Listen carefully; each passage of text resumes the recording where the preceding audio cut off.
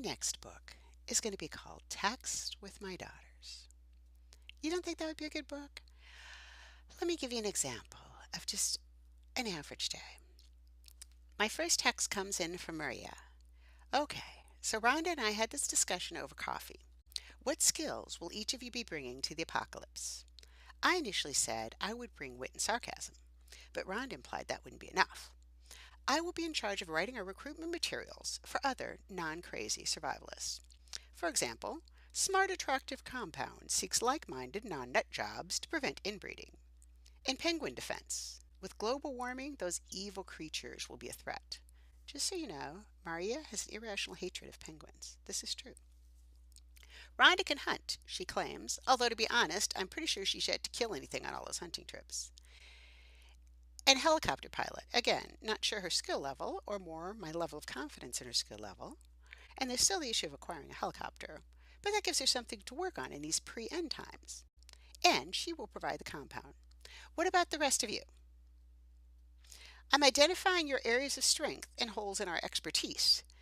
This will be essential to me in writing my recruitment flyers.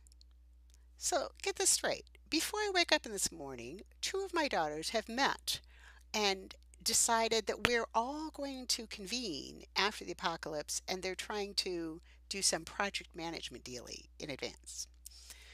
Rhonda weighs in next. Maria's our midwife. To which Maria objects, I was thinking about that. Mom should be the midwife because she's had more children than me without drugs. But we could be a team.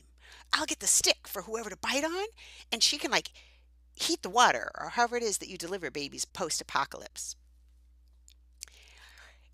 And Maria continues, I think having us as midwives will also serve as an effective form of birth control. Do you really want to have a baby?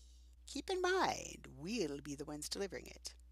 Julia, who should be in class, somehow texts, I'm a great supervisor, and I can be the entertainment. But Rhonda tells her, sorry, Julia, we've already picked you for plain old labor, boiling water and cleaning meat. It's tough to be the youngest daughter. Maria also wants to weigh in for her husband, who happens to be 6'4". I just asked Eric. He said his skills could be reaching things from high places and carrying heavy stuff. He will also be part of our compound defense team. He said he can dig tunnels underneath the ground. I have personally never seen this, and I don't think there was a lot of call for it at Stanford. But that was the first thing he said when I asked him about doomsday skills, tunneling under the ground. Jennifer, who should be teaching school now, but somehow or other manages to weigh in on the text stream, has to vote for her husband also. Chris is a badass gardener that knows how to make preserves. Maria agrees with her. Yes, we figured you could teach the children, and he could garden, brew, and do stuff with ropes.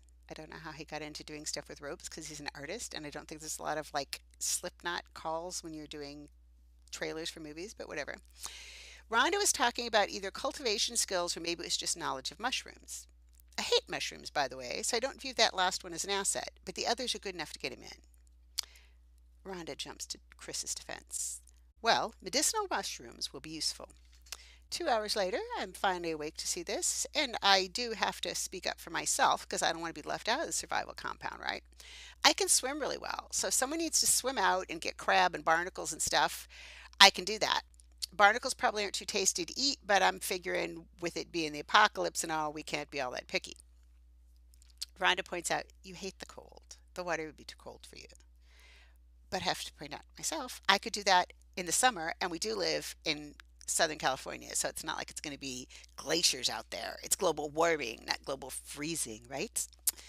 Anyway, I have experience with defense because I am the only one on this whole text chain who has had various people try to shoot me, stab me, hit me with a board, and I am still here. Plus, I can fit into small places because I'm really little.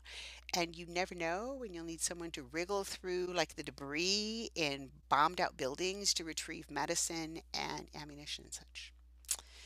So that was the end of that text because Rhonda had to go make a commercial or something, and Jen had to go back and teach class, and Julie had to go to class, and I had to write software.